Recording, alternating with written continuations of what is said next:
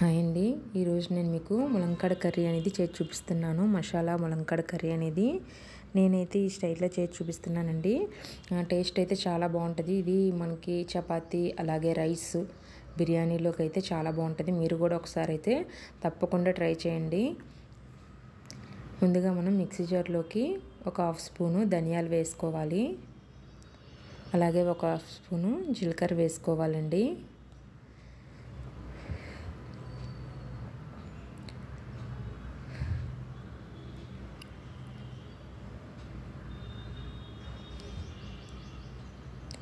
ఇప్పుడు ఇందులోని మనం చిన్న స్టార్ ఫ్లేవర్ అయితే వేసుకోవాలి.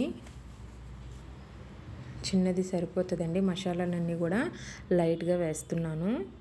చిన్న చెక్క అలాగే ఒక లవంగం ఒక ఇలాచీ కూడా తీసుకున్నాను.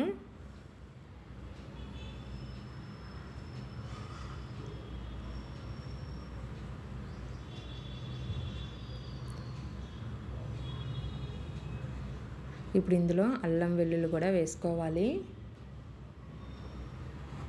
అలాగే నేను చిన్నవి 2 టమాటీలు తీసుకున్నానండి.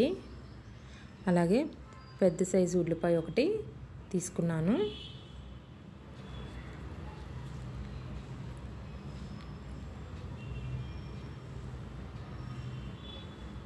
అలాగే కొన్ని కొబ్బరి ముక్కలు కూడా వేసుకున్నానండి.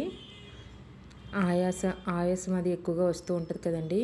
వాళ్ళు కొద్దిగా బ్రీతింగ్ ప్రాబ్లంగా ఉన్నవాళ్ళు కొబ్బరిని అయితే ఎక్కువ తీసుకోవద్దండి. ఇప్పుడు ఇందులో వేయించిన పల్లీలు కూడా ఒక స్పూను వేయించిన పల్లీలు కూడా వేసుకోవాలి. అలాగే స్టవ్ ఆఫ్ చేసిన తర్వాత మనం ఇందులోని ఒక స్పూను నువ్వులు అయితే వేసుకోవాలండి. నువ్వులు అనేవి మనకి హెల్త్కి చాలా మంచిది కదండి. ఇందులో మనకి ఐరన్ అది కాల్షియం అనేది చాలా ఎక్కువగా మనకి ఉంటుంది కాబట్టి ఇది ప్రతి కర్రీలో కూడా కొద్దిగా మనం వేసుకుంటే చాలా మంచిది. ఎక్కువ మోతాదులో తీసుకుంటే మనకి వేడి కూడా బాగా చేస్తుందండి. కాబట్టి మనం తక్కువగా తీసుకోవాలి. ఇలాగ ఏమైనా పచ్చడి చేస్తున్నప్పుడు ఏమైనా కర్రీలు చేస్తున్నప్పుడు ఇలాగ కొద్దిగా తీసుకుంటే మన హెల్త్కి కూడా చాలా మంచిది. ఇప్పుడు మనం స్టవ్ మీద ప్యాన్ పెట్టుకొని అందులో ఆయిల్ వేసుకోవాలండి. ఆయిల్ వేసుకొని ఇప్పుడు మనం చేసుకున్నాం కదా పేస్ట్, ఈ పేస్ట్ని ఇందులో వేసుకొని పచ్చివాసన పోయేంత వరకు బాగా వేయించాలి. మనం ఉల్లిపాయ టమాటా అన్నీ కూడా పచ్చి వేసాం కదండి. కాబట్టి పచ్చివాసన పోయేంత వరకు కొద్దిసేపు వేయించుకోవాలి.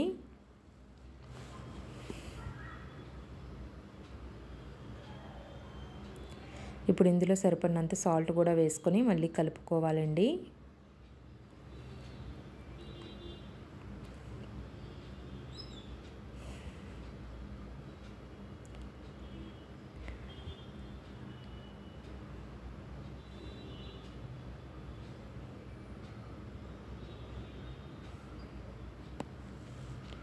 ఇప్పుడు ఇందులో కారం కూడా వేసుకోవాలి. కారం అనేది మీరు తినేదాన్ని బట్టి వేసుకోవచ్చండి.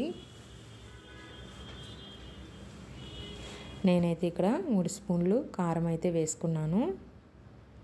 కారం వేసుకొని బాగా కలుపుకోవాలండి. మసాలా అంతా కూడా కలిసే విధంగా మనం కారాన్ని కలుపుకోవాలి. మనం ఇది పేస్ట్లా వేసాం కాబట్టి మనకి ఎప్పుడు కూడా ఇలా పేస్ట్ వేసి అనేది ఏ కర్రీ అయినా సరే కిందన అడుగు అనేది పట్టేస్తుందండి. కాబట్టి మనం పట్టకుండా ఇలా కలుపుకుంటూనే ఉండాలి. ఇప్పుడు కొద్దిగా ఆయిల్ అనేది సపరేట్ అవుతుంది చూసారు కదా. ఇప్పుడు మనం ఇందులోని ములంకాడ ముక్కల్ని వేసుకోవాలి.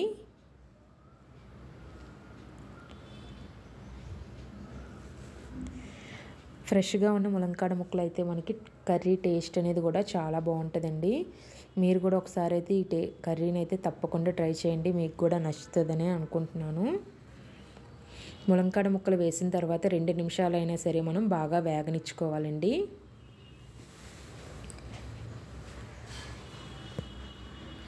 నా వీడియో కనుక మీరు ఇదే ఫస్ట్ టైం కనుక చూసినట్టయితే లైక్ చేయడం అలాగే సబ్స్క్రైబ్ చేసుకోవడం మాత్రం మర్చిపోకండి. అలాగే సబ్స్క్రైబ్ చేసుకుంటున్న వాళ్ళందరికీ కూడా చాలా థ్యాంక్స్ అండి. మీ సపోర్ట్ అనేది ఎప్పుడు ఇలాగే ఉండాలని. చూసారు కదా బాగా కలుపుకున్నాం కదండి. ఇప్పుడు ఇందులో మనం వాటర్ అనేది వేసుకోవాలి.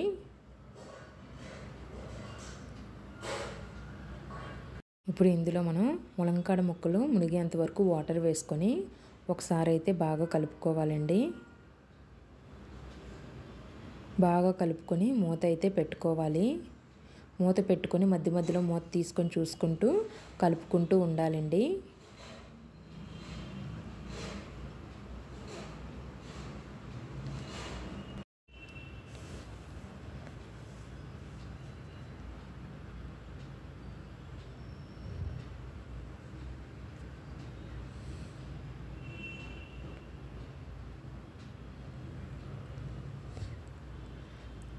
మధ్య మధ్యలోని ఇలా మనం మూత తీసుకొని కలుపుకుంటూ ఉండాలి.